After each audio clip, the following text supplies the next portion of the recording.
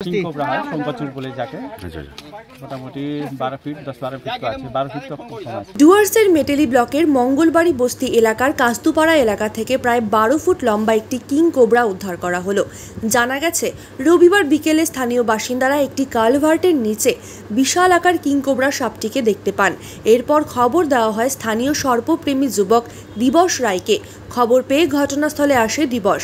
এদিকে king cobra দেখে মানুষের মধ্যে আতঙ্কের সৃষ্টি হয়। এদিকে কিং কোবরাটি উদ্ধার করতে হিমশিম খেতে হয় দিবসকে।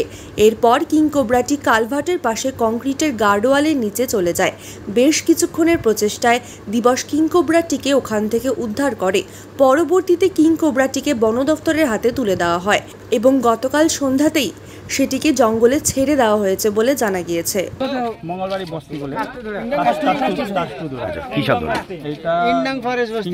সোমপাচুর বলে যাকে মোটামুটি 12 ফিট 10-12 ফিট আছে 12 ফিট তক আছে। তো এখন তো রেস্কিউ করলেন, কোথায় ছাড়া কথা হবে একে?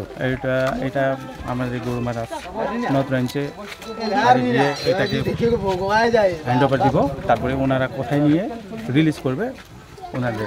আনুমানিক কত বড় কত হবে? বড় তো 12 ফিট আছে।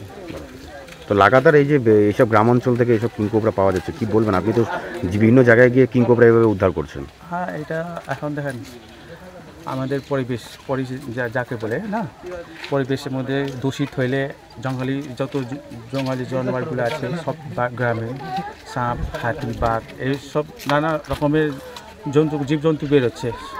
আমাদের পরিবেশ মধ্যে দূষিত হইলে এরকম সব কিছু গ্রামের মধ্যে ঢুকে চলে আসে। তা ছাড়া কবে হবে? এখনই আজকে।